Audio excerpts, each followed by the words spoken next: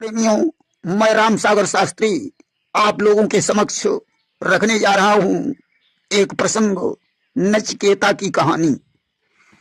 देखिए, नचिकेता उद्यालक ऋषि का पुत्र था। एक बार उद्यालक ऋषि ने विश्वजित यज्ञ किया, जिसमें उन्होंने अपनी पत्नी और पुत्र को छोड़कर अपना सभी कुछ दान कर दिया। उस समय नचिकेता की उम्र मात्र 5 वर्ष की थी।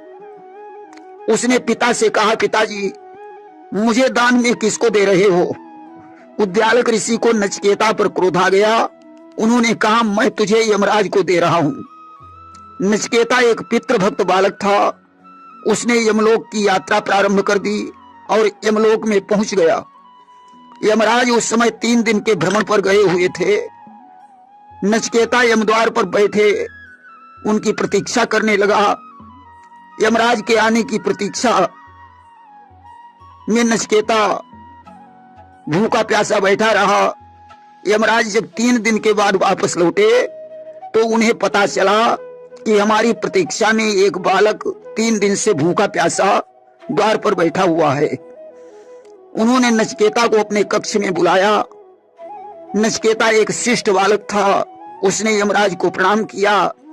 यमराज ने उसे आशीर्वाद दिया, चिरंजीवी भव, लंबी उम्र वाले हो जाओ, और यमलोक में आने का कारण पूछा। नचिकेता ने कहा, हमारे पिताजी ने विश्वजित यज्ञ करके सभी चीजों का दान किया है और मुझे आपके लिए दान किया है, इसलिए मैं स्वयं चलकर आपके पास आया हूं। यमराज ने हंसकर कहा, बेटा, यह यमलोक है। यहां पर तो मरने के बाद लोग आते हैं। पापी नरक में और पुण्यात्मा स्वर्ग में जाते हैं। मैं तुम्हारी पितृभक्ति और निष्ठा पर बहुत प्रसन्न हूं। तुम हमसे कोई 3 वरदान मांग सकते हो और पिता के पास वापस लौट जाओ। कि मांगहु पुत्र 3 वरदाना, और जाओ पिता ढिंग ज्ञान निधाना। नचिकेता ने कहा, मेरे पिता मुझ पर क्रोधित हैं। अब हम वहां जाएंगे तो शायद वो मुझे स्वीकार नहीं करेंगे, इसलिए पहला वरदान यह दीजिए कि पिताजी मुझे स्वीकार कर लें। यमराज ने एवमस्तु कह दिया। नचिकेता ने कहा, अब आप मुझे ये बताइए कि स्वर्ग प्राप्ति करने का क्या तरीका है? यमराज ने कहा, इसके लिए ज्ञान की आवश्यकता है।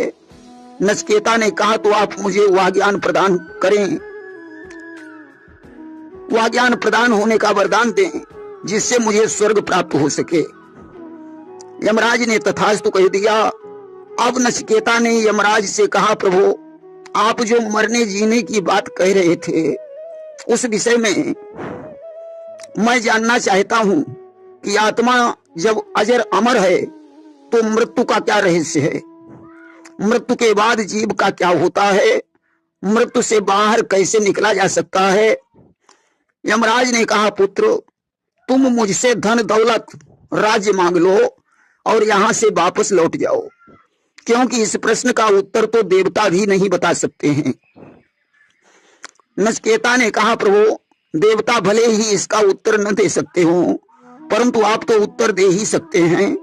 यमराज ने कहा, पुत्र, अगर तुम नहीं मानते हो तो इसके उत्तर की खोज करने में मुझे 1 महीने का समय लगेगा।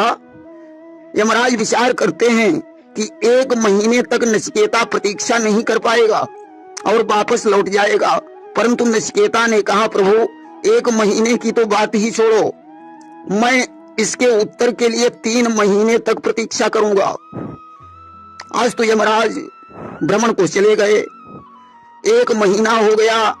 नचिकेता भूखा प्यासा प्रतीक्षा करता रहा। इतने दिनों में यमराज ने उसे मरने के बाद जीव का क्या होता है, जीव को कैसी कैसी यातनाएं भुगतनी पड़ती हैं, जीव नरक किस प्रकार भोगता है, उसे सारा सिनेमा बैठे बैठे ही दिखा दिया। और उसके पास पहुंचकर यमराज ने कहा कि पुत्र, अब तुम्हें सारा ज्ञान हो चुका है, अस्तु तुम पृथ्वी पर जाकर साधना करो और मृत्यु पर विजय प्राप्त करो। नचिकेता यमराज को प्रणाम करके मृत्युलोक वापस लौट आया। और परम विद्वान बन गया। देखिए, इस कहानी से यह शिक्षा मिलती है कि मनुष्य की लगन यदि सच्ची है तो उसे मंजिल प्राप्त करने में कोई कठिनता नहीं होती है।